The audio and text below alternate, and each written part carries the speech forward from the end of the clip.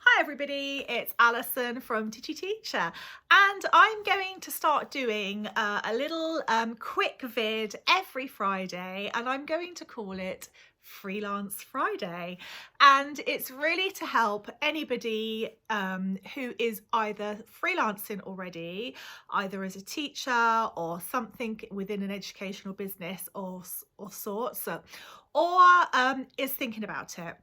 And one of the reasons is because there are so many things to constantly be doing when you are freelancing to keep your business going, getting more customers, growing your brands or brand even, I say it in the plural, that really it's great if you have an idea of kind of the things that are happening and the things you can be doing. And some things don't always cost a lot of money. So obviously the first one for me is a website. You have to have a website, and I do bang on about this, and I see so many digital marketers who, when we went into the pandemic, you had all of these hotshot American digital marketers that have never taught a thing in their life as far as ESL goes, claiming that they could teach you how to start an online school and all the rest of it. However, funnily enough, all those people have kind of faded, have faded into the virtual landscape. But a website is really, really important, and it's important for so many reasons. But one way that you can definitely start drawing people towards you is by developing your own brand, and also um, letting Google help you do that with SEO, search engine optimization. Now, I own a number of different brands, and for the keywords that my brands rank for, I always fall on page 1 or page 2 of Google. So that makes my businesses and my brands really easy to find. So I'm not having to spend loads of money on ads. Yes, I do spend money on ads, but only when I'm delivering something new or something that I want to push more out there, because of how I've structured my business and my websites and all the other things, all the other components that I have going on in it, it's constantly working for me. So I do go on about this a lot. It's really, really, really important. You must have a website. It doesn't have to be 20 pages, 30 pages. You can have a simple, even a funnel. You can have a simple lead page, which is just one page with something you're maybe giving a lead magnet, so that you can start to kind of draw people towards you by giving them free information, free advice, free support, and also allowing them to find out a little bit more about you. So that's one way that you can definitely start building your business and creating a better business. And the other way is by using social media. Now, I say using social media in I wouldn't say a loose term, but in a choosy term, because within the ESL industry there are so many Facebook groups, and you've only got to go into a few of them to know that some ESL groups are like snake pits and you just want to get out of there as quickly as possible, and some it's literally just a referral drop-in service. Really, that's all it is. It's just loads and loads of referrals, and it's not actually providing any value to helping you become a better teacher, or helping you get more bookings or more lessons, or helping you develop yourself in any way. I have a few Facebook groups, and to be honest with you, I'm not a fan of Facebook groups. I'm really not. I prefer to have my one-to-ones or my Zooms with the people that are involved in my courses and the things that I've done, or YouTube. And one of the reasons why as well is because of time. Running a Facebook group takes a lot of time, and if you want to do it properly, and if you get yourself into the situation where you're just randomly answering questions all the time as soon as somebody has them. You're just going to be a walking, talking Q&A person. So this is the other reason why you really need to have structure. So you put yourself in the position of where you are now. You're wanting to freelance, or you're freelancing and you want to improve whatever you're doing to get more bookings, to get more sales, to get more revenue, to expand.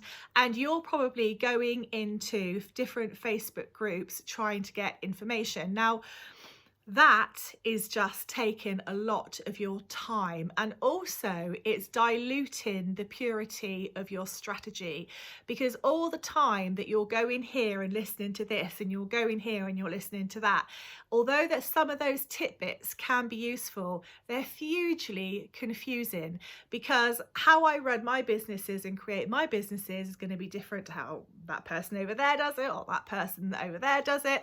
And you can end up by having kind of what I call like a multi-choice freezing zone, which is where you're frozen really mentally from being able to make a decision, because you're oversaturated with too much compelling evidence, which is quite contrasting in lots of ways. So I always like to have a plan. So I run 5 businesses. I have 5 different businesses of my own I run. Now, lots of people are like, how do you do that? One of the ways I do that is having good structure. I have a good structure and I have good planning, and I sit there and I work through my planning, even if it means sometimes I am up till 1 in the morning making sure I have done everything off my list, because that does happen. Because I know tomorrow I want to be doing this, or I want that completed and in place because I need that doing, or I want to do that. I have my projections and I have my plans, as well as my day-to-days. So these are the things you have to have. You have to have strategy, you have to have plans, and you have to have structure. And one way that you can do all of this is around a website. Social media is important. It is important to validate who you are, to help people get to know you a bit better. It's good for interaction. You've also got Facebook shops now, which are hugely useful, even for online teachers. One of my businesses is an online academy, and this particular business is actually monetized now by Facebook. So every time I do lives, I'm getting paid. Every time I host an event, say like a seminar, I get paid. Every time people read my blogs or come by that website, I get paid. So, and none of that would have been possible without the website. But once you land on my Facebook page, my brand is really clearly identifiable to the visitor. They can see the shop, they can see the things they can buy lessons, they can buy books, they can see the website, they can see a whole array of videos, they can see a lot of content from me, from my brand, and they know that this is, legit, and that it's solid because I'm doing it regularly. And this is the other point really. When you're freelancing, you have to do things regularly. It's like if you're going to start a YouTube channel, for example, people that have success are people that upload regularly. It doesn't have to be every single day. It doesn't have to be like every single week. But how the algorithms work with all of these things are with the structure and the routine. So if you can only afford to do it once a week, do it once a week, but do it at the same time, and more or less the same time, the same day, every single week. When it comes to Facebook, it's the same thing. If you're not posting regularly and you're not doing lives, which is really what works with Facebook, you are absolutely losing out on a golden opportunity. I have somewhere on this page, I'm going to leave a link to it actually up here if you're watching this on YouTube, to how I grew one of my business pages to 10,000 followers in 2 months, and then I converted them to paying customers, and that was all done through my website and Facebook both of those work together. If I only would have had Facebook, it wouldn't have worked. If I would have only have had my website, it wouldn't have worked. I needed them both and I used them both. And then once I had those, I expanded. But one of the things I did was I was live most days. Some days I was twice going live. I was providing information, I was providing advice, I was positioning myself as the expert in what I'm teaching, what I'm doing, and that helps to build confidence. So many Facebook pages that I see where teachers have decided to go freelance, and although they might have come, quite often they've come from from ESL platforms, so they are used to going live and doing live lessons and being in front of the camera. They're used to that, but then when it comes to doing it for themselves, so their own business, they're like, oh no, I'm not doing a live, I'm not doing a live. And I just think that's really, really stupid.